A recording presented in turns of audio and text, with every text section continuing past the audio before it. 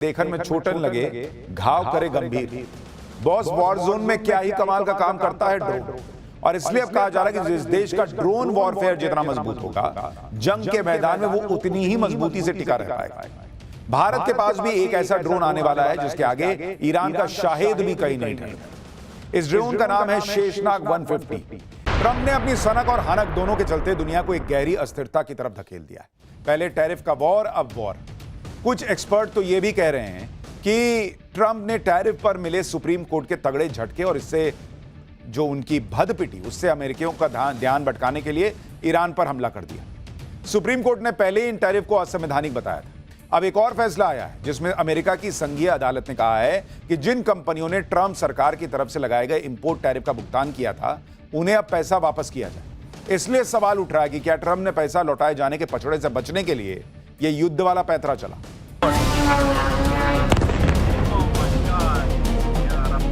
Iran, Israel और America के घातक हमलों की जद में इजराइल भी ईरान के मिसाइल हमलों को झेल रहा है। सवाल पूछे जा रहे हैं कि क्या दुनिया वर्ल्ड वॉर की दहलीज पर पहुंच गई? इस बीच ईरान ने साफ किया है कि वो अपने पड़ोसी देशों पर हमला नहीं करेगा। ईरानी राष्ट्रपति मसूद पेजेशिकियान ने पड़ोसी देशों पर किए गए हमलों के लिए माफी भी मांगी। पेजेशिकियान के रुख ने एक मौका ट्रंप को दे दिया। उन्होंने सोशल मीडिया ट्रुथ पर फौरन जवाब दिया। ट्रंप ने लिखा, ईरान जो बुरी तरह से हार रहा है ने अपने मध्य पूर्वी पड़ोसियों से माफी मांगते हुए आत्मसमर्पण कर दिया है और वादा किया है कि वो अब उन पर गोलीबारी नहीं करेगा। ये वादा अमेरिका और इजराइल के लगातार हमलों के कारण ही किया गया है।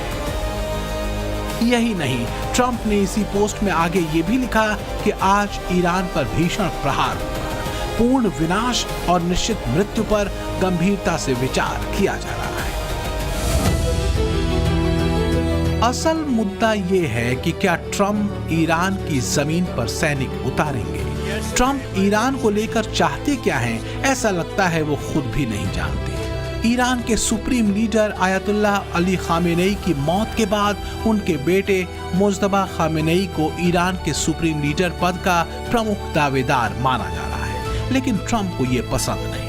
ट्रंप कह रहे हैं कि ईरान का लीडर वही बनेगा जो उन्हें स्वीकार्य हो। कमाल देखिए, ये वही ट्रंप हैं जिनको शांति का नोबेल देने की सिफारिश उनके नए दोस्त बने पाकिस्तान के फील्ड मार्शल मुनीर और फ्लॉप शहबाज शरीफ कर रहे थे। ईरान के एटॉमिक पावर हासिल करने को लेकर ट्रंप को आपत्ति थी, लेकिन आतंक की फैक्ट्री चला रहे मुनीर और आतंकवादियों की पनाहगाह पाकिस्तान से ट्रंप को कोई दिक्कत नहीं। तो क्या ट्रंप उस पर ही दबाव बनाएंगे जिसके पास एटम बम नहीं? पाकिस्तान जैसे आतंकवादी देश को ट्रंप माफ कर देंगे?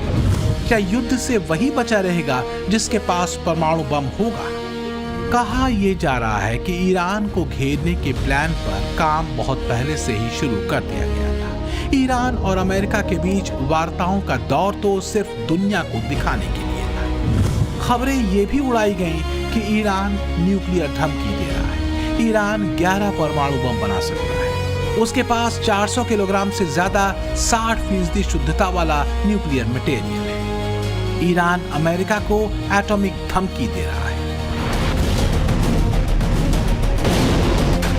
ईरान अपनी पूरी क्षमता के साथ अमेरिकी सैन्य ठिकानों पर प्रहार कर रहा है। ये प्रहार मारक है। बीते 7 दिनों में ईरान ने अमेरिका के आधा दर्जन से ज्यादा एयरबेसेस को निशाना बनाया है, जिसमें बहरीन, कुवैत, कतर, सऊदी अरब, यूएई, इराक, तुर्की सहित कई मिडिल ईस्ट के ठिकाने। ईरानी ड्रोन ने अमेरिकी दूतावासों को भी निशाने पर लिया है। सवाल ये उठ रहे हैं कि ईरान इतने सटीक हमले कैसे कर रहा है? उसे अमेरिका के संवेदनशील ठिकानों की लोकेशन कैसे मिली? द वॉशिंगटन पोस्ट और न्यूयॉर्क टाइम्स की ये खबरें क्या कोई रणनीतिक इशारा कर रही हैं?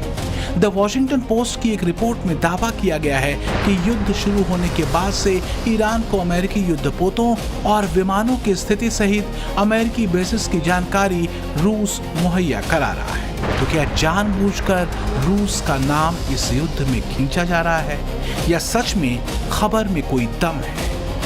आखिर क्यों बार बार अमेरिका को ये कहना पड़ रहा है कि उसके पास हथियारों की कोई कमी नहीं?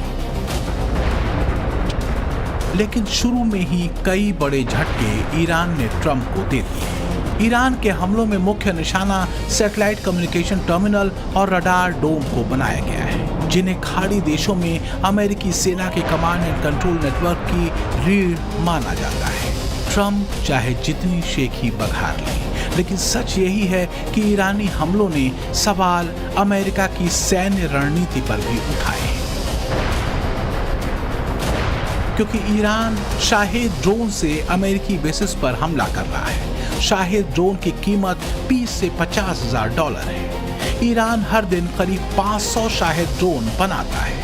ईरान के पास इस वक्त 80,000 शाहेद ड्रोन मौजूद है। बहरीन में इसी सस्ते लेकिन अचूक शाहेद ड्रोन से ईरान ने अमेरिकी सेना के 5वें बेड़े के सैटेलाइट कम्युनिकेशन टर्मिनल पर हमला करते हुए उनके रडार को बर्बाद कर दिया। इस हमले में अमेरिका को करीब $300 मिलियन यानी करीब 2,500 करोड़ रुपए का नुकसान हुआ। ट्रंप मुख्य रूप से एक कारोबारी है। कुछ लोग तो कहते हैं कि नफे नुकसान के अलावा ना तो ट्रंप को अमेरिका की क्रेडिबिलिटी से मतलब है, ना ही उसकी गुडविल से। पहले टैरिफ से अमेरिका की छीछा लेदर करवाई, फिर इस्लामिक आतंकवाद का गढ़ कहे जाने वाले पाकिस्तानी जनरल मुनीर के साथ हाथ मिला लिया, जिससे अमेरिका की ऐसी की तैसी हुई। और ट्रंप ने किसी को नहीं छोड़ा। अमेरिका के साथ हर कदम साथ चलने वाले यूरोप को भी नहीं बख्शा। जब मौका मिला, यूरोपीय देशों का मजाक भरे मंच से उड़ा दिया। अब वही देश भारत के साथ एक लंबी और भरोसेमंद दोस्ती वाले रास्ते पर चल रहे हैं। एक्सपर्ट कहते हैं कि कहीं ऐसा ना हो कि ईरान ट्रंप के लिए गले की हड्डी बन जाए, जैसा बनता दिख भी रहा है। जैसे 50 के दशक में वियतनाम बन गया था। 20 साल तक वियतनाम के साथ युद्ध करने के बाद भी अमेरिका को कुछ हासिल नहीं हुआ। तो क्या ट्रंप अमेरिका का वही हाल करके मानेंगे? अमेरिका को ग्रेट बनाने निकले बड़बोले ट्रंप ने अमेरिका को कहीं द ग्रेट कॉन्फ्लिक्ट में तो नहीं फंसा दिया। मामला 50 के दशक के मध्य का वियतनाम वॉर वाला तो नहीं हो जाएगा, जिसमें सुपर पावर अमेरिका की सारी दबंगई हवा हो गई थी। ये युद्ध 20 साल तक चला था, 1955 से 1975 के बीच, जिसमें 58,000 से ज्यादा अमेरिकी सैनिक मारे गए थे और अमेरिका को करीब $828 अरब से ज्यादा का आर्थिक नुकसान उठाना पड़ा था। लेकिन फिलहाल तो ट्रंप अपनी जंग वाली सनक और ईरान पर अपनी बढ़त की डींगे हाँकने में व्यस्त है।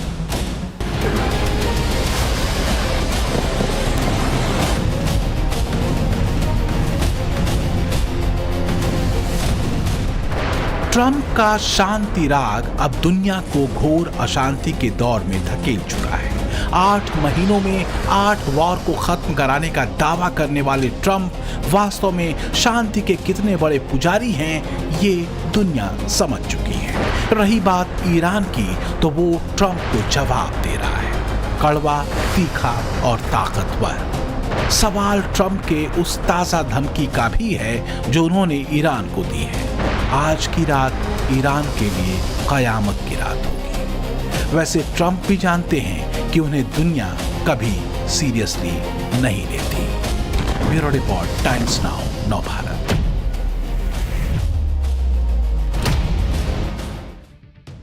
पाठशाला की एक्स्ट्रा क्लास का नेक्स्ट चैप्टर। कहते हैं कि जो जितना ताकतवर होता है, युद्ध वही जीतता है। लेकिन पिछले कुछ सालों में इसमें बड़ा बदलाव देखने को मिला है। यहां यह कहावत ठीक बैठ रही है कि देखन में छोटन लगे, घाव करे गंभीर। बॉस, वॉर जोन में क्या ही कमाल का काम करता है ड्रोन। और इसलिए अब कहा जा रहा है कि जिस देश का ड्रोन वॉरफेयर जितना मजबूत होगा, जंग के मैदान में वो उतनी ही मजबूती से टिका रह पाएगा। भारत के पास भी एक ऐसा ड्रोन आने वाला है जिसके आगे ईरान का शाहेद भी कहीं नहीं ठहरता। इस ड्रोन का नाम है शेषनाग 150। 1000 किलोमीटर की मारक क्षमता और झुंड में घुसकर अटैक करने की काबिलियत। एक तरह से कहें तो पाकिस्तान अगर 20-25 ड्रोन एक साथ छोड़ेगा तो शेषनाग 150 उन्हें चकमा देते हुए बहुत बड़ी तबाही मचा सकता है। ईरान के शाहिद ड्रोन से ज्यादा हिंदुस्तान के शेषनाग की चर्चा क्यों हो रही है और कैसे इसने पाकिस्तान में टेंशन का ग्राफ बढ़ा दिया है, इस रिपोर्ट में देखिए।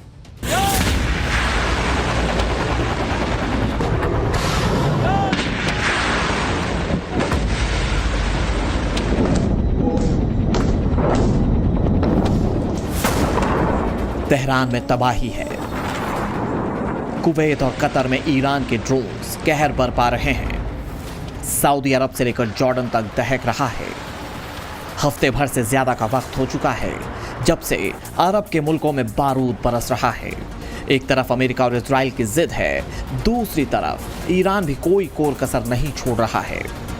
जमीन से ज्यादा आसमान में लड़ी जा रही इस जंग में जिस बात की सबसे ज्यादा चर्चा है वो ईरान का शाहिद 136 आत्मघाती ड्रोन है। अल्लाहु अकबर, अल्लाहु अकबर।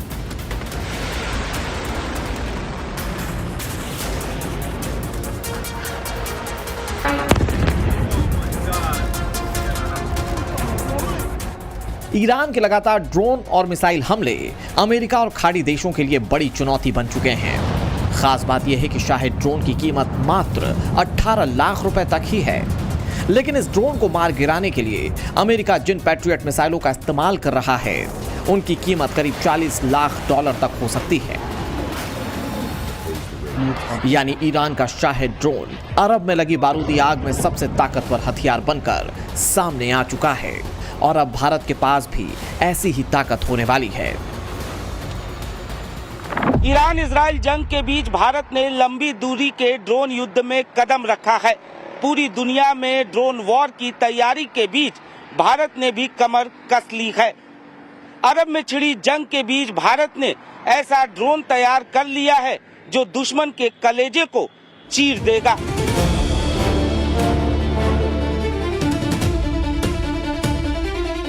देश की प्रयोगशालाओं से निकले इस नाग का नाम है शेषनाग 150 ड्रोन। एक ऐसा अचूक और ताकतवर हथियार जो एक बार उड़ान भरता है तो दुश्मन का काम तमाम करके ही वापस लौटता है।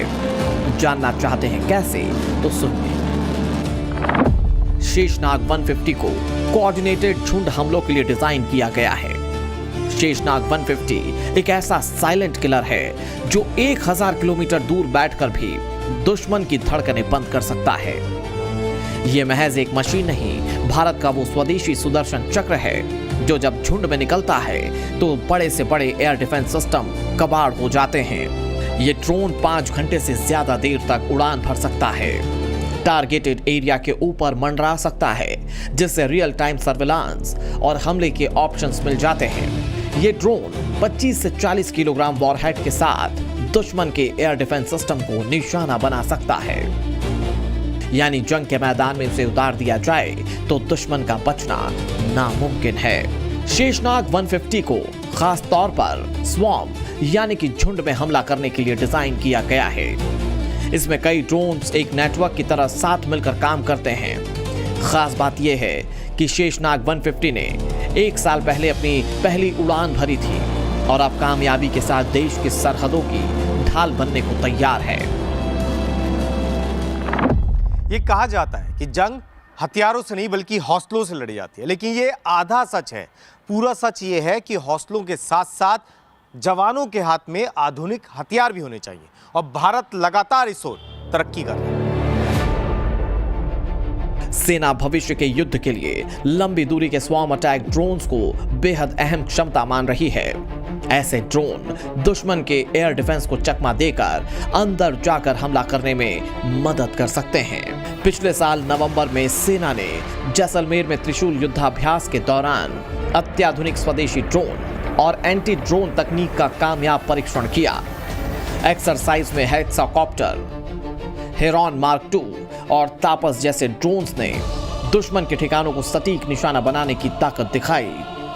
बात इतनी सी ही नहीं है, भारतीय सेना भविष्य के युद्धों के लिए ड्रोन तकनीक पर ज्यादा फोकस कर रही है। सेना 850 से ज्यादा कामिकाजी ड्रोन्स खरीद रही है। 60 स्वदेशी घातक ड्रोन्स को खरीदने के लिए मंजूरी दे दी गई है। शेषनाग 150 ड्रोन 1000 किलोमीटर की रेंज तक मार कर सकता है। सेना ने टेथर्ड ड्रोन के ट्रायल शुरू कर दिए हैं। अब हमारी ड्रोन आर्मी पहले से भी काफी ज्यादा अपग्रेड और बेहतर है। सेना ने ड्रोन टेक्नोलॉजी को देखते हुए एक प्रोग्राम शुरू किया है, ईगल ऑन एवरी आर्म, यानी कि सैनिक की भुजा पर बाज। हर सैनिक के साथ एक ड्रोन युद्ध के समय उसका साथ देगा। भारतीय सेना ने भविष्य के युद्ध क्षेत्र के लिए तैयार अत्याधुनिक ड्रोन सिस्टम विकसित किए हैं। ये ड्रोन बेहद घातक मारक क्षमता से लैस है। वहीं सेना ने निगरानी ड्रोन भी विकसित किए हैं। सवाल ये है कि सेना के ड्रोन तकनीक को और मजबूत बनाने पर फोकस की वजह क्या है? इस सवाल का जवाब इन तस्वीरों से समझा जा सकता है। ऑपरेशन सिंदूर के दौरान पाकिस्तान ने 3 दिन में करीब 1000 ड्रोन्स के जरिए हमला किया था। इनमें से काफी संख्या में सर्विलांस ड्रोन थे और कुछ तुर्की से लिए गए कामिकाजी ड्रोन। ये ड्रोन बम या फिर दूसरे बारूद से लैस होते हैं, लेकिन सरहद में घुसने से पहले ही पाकिस्तान के सभी ड्रोन हवा में ही मार गिराए गए थे। इतना ही नहीं, ऑपरेशन सिंदूर के दौरान स्काई स्ट्राइकर, ALS-50 और MR-20 लॉजिस्टिक ड्रोन के जरिए पाकिस्तान में आतंकियों के ठिकानों को नेस्तनाबूद कर दिया गया था। ऑपरेशन सिंदूर में पाकिस्तान को पड़ी मार के 10 महीने हो चुके हैं और इन दोनों देशों की सेना कई गुना ताकतवर हो चुकी है। खासतौर से ड्रोन्स को लेकर लगातार नई टेक्नोलॉजीज डेवलप की जा रही हैं। खास बात यह भी है कि सेना का फोकस स्वदेशी हथियारों पर है, यानी कि ज्यादातर ड्रोन देश में ही बनाए जा रहे हैं, जो युद्ध जैसे हालात में सबसे अचूक हथियार साबित हो रहे हैं। सेना के ड्रोन पर फोकस की एक और बड़ी वजह है, कई ड्रोन्स की कीमत सिर्फ $20,000 यानी कि 18 लाख रुपए से कम होती है, जबकि एक पैट्रियट मिसाइल की कीमत करीब $40 लाख यानी कि 37 करोड़ रुपए तक हो सकती है। दुश्मन को एक सस्ते ड्रोन को रोकने के लिए लाखों करोड़ों रुपए की मिसाइल खर्च करनी पड़ती है। एक मामूली सा ड्रोन महंगे टैंक को कबाड़ में तब्दील कर देता है, तो युद्ध का पूरा अर्थशास्त्र ही बदल जाता है।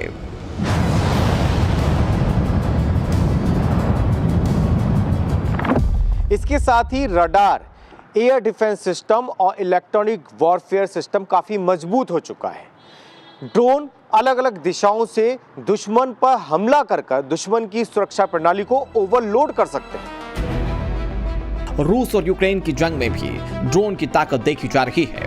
महज 30 से 40 हजार की लागत वाला छोटा FPV ड्रोन, जिसे रिमोट से चलाया जाता है, रूस के सबसे आधुनिक T-90M टैंक या अमेरिका के अब्राहम टैंक को तबाह कर सकता है। एक औसत आधुनिक टैंक की कीमत 37 करोड़ से 66 करोड़ रुपए के बीच होती है, जब एक मामूली सा ड्रोन इतने महंगे टैंक को कबाड़ में तब्दील कर देता है। पिछले 2 महीने के दौरान यूक्रेन ने ऐसे हजारों ड्रोन हमले किए हैं, जिन्होंने साबित कर दिया कि अब महंगे तोप खाने की बजाय ये सस्ते शिकारी ज्यादा असरदार हैं।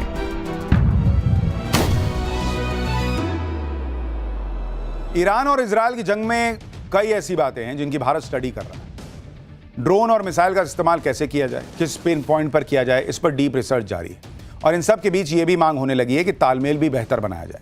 कई रिटायर्ड अधिकारियों ने थिएटर कमांड बनाए जाने की वकालत की है। वैसे तो इसकी चर्चा सेना के अंदर खाने बहुत पहले से हो रही थी, मगर कुवैत में जो गलती अमेरिकी सेना ने अपने फाइटर जेट को लेकर की, उसे आधार बनाकर थिएटर कमांड लाने पर जोर दिया जा रहा है। अब ये जरूरी क्यों है और इसका फायदा क्या है, इस रिपोर्ट में देखिए।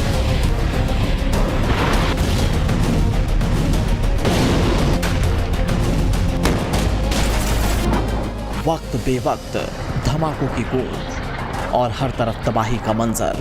ईरान से बहनी, कुवैत से कतर और इजराइल से लेबनान तक कोई नहीं जानता कि कब किस मिसाइल पर मौत सवार होकर आ जाए। कौन जानता था कि अमेरिका और इजराइल हमला करेंगे? किसे पता था कि ईरान का भी जबरदस्त पलटवार होगा? लेकिन ऐसा ही हो रहा है, लगातार हो रहा है और हफ्ते भर से हो रहा है। इस बारूदी जंग के फिलहाल थमने के आसार कम ही नजर आ रहे हैं।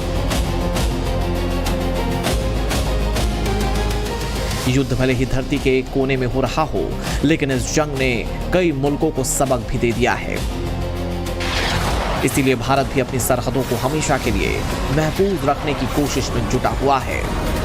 भारत अपने एयर डिफेंस सिस्टम को और मजबूत करने की दिशा में कदम उठाने जा रहा है। भारतीय वायुसेना अपने integrated air command and control system के तीसरे चरण के अपग्रेडेशन पर तेजी से काम कर रही है। ये वही सिस्टम है जिसने ऑपरेशन सिंदूर के दौरान कमांड सेंटर के रूप में मुख्य भूमिका निभाई थी। अब इसे लंबी दूरी के खतरों को पहचानने और तुरंत सटीक हमला करने के लिए और भी आधुनिक बनाया जा रहा है। IACCS एयरफोर्स का डिजिटल नर्व सेंटर है जो देश भर के रडार, सैटेलाइट और लड़ाकू विमानों से मिलने वाली जानकारी को एक जगह जोड़ता है। फेज 3 अपग्रेड का मुख्य मकसद नेटवर्क सेंट्रिक वॉरफेयर को मजबूत करना है। मतलब ये कि अगर बॉर्डर पर कोई छोटा रडार भी दुश्मन को देख लेता है तो उसकी जानकारी कुछ ही सेकंड में कमांड सेंटर और हवा में उड़ रहे सुखोई या राफेल के पायलट तक पहुंच जाएगी। अब ये काम कैसे करेगा ये भी आपको समझाते हैं। तीसरे चरण का सबसे बड़ा टारगेट सेंसर टू शूटर समय को कम करना है। पहले दुश्मन को देखने और हमले के ऑर्डर में जो वक्त लगता था अब उसे कम कर दिया गया है। जीरो सिस्टम में अब ऐसे मॉड्यूल हैं जो दुश्मन के फाइटर जेट, मिसाइल या ड्रोन की पहचान उसके उड़ने के तरीके से खुद कर लेंगे। नया इंटीग्रेटेड सिस्टम मिसाइलों के छूटते ही उनका सिग्नल पकड़ लेगा और उन्हें रास्ते में ही तबाह करने के लिए एयर डिफेंस सिस्टम को एक्टिव कर देगा। मौजूदा हालात में भारत के लिए जरूरी हो गया है सेल्फ डिफेंस और अटैक दोनों मोर्चों पर खुद को मजबूत बनाया जाए ताकि टू फ्रंट वॉर जैसे हालात में हर दुश्मन को खाक में मिलाने की कुव्वत हो। इसीलिए पाकिस्तान अभी से कांपने लगा है। Integrated air command and control system के तीसरे चरण का अपग्रेड भारतीय वायुसेना के लिए एक वरदान साबित होने जा रहा है। ये सिर्फ सॉफ्टवेयर अपग्रेड नहीं है बल्कि ये भारत की जंगी तैयारी की ताक और काबिलियत में बड़ी छलांग है। साफ है कि सेना लगातार नई तकनीक के जरिए खुद को मजबूत कर रही है। वैसे देश में थिएटर कमांड का जिक्र पहली बार नहीं हो रहा है। थिएटर कमांड असल में सेना की एकीकृत कमान होती है। इसका मतलब है थल सेना, वायुसेना और नौसेना को किसी खास भौगोलिक क्षेत्र या ऑपरेशन के लिए एक ही कमांडर के तहत लाया जाता है। इसका फायदा यह होता है कि ऑपरेशन के समय सभी संसाधनों का इस्तेमाल एक साथ सही दिशा में किया जा सके। भारत में थिएटर कमांड बनाने की जरूरत क्यों महसूस की जा रही है, अब आपको यह भी समझाते हैं। मौजूदा सैन्य संरचनाओं में तीनों सेनाओं की अपनी अपनी कमानें हैं। थल सेना की 7 कमांड, वायुसेना की 7 कमांड हैं और नौसेना की 3। ये सभी एक दूसरे से स्वतंत्र होकर काम करती हैं। नतीजा ये कि युद्ध की स्थिति में इन सभी को आपसी तालमेल बैठाने में वक्त लग सकता है। दुनिया के कई देशों में पहले से ही थिएटर कमांड है। भारत में पहली बार थिएटर कमांड बनाने की बात 1999 के कारगिल युद्ध के बाद आई थी। उसके बाद 2016 के उरी हमले और 2019 के बालाकोट एयर स्ट्राइक के बाद इस पर गंभीरता से चर्चा बढ़ी।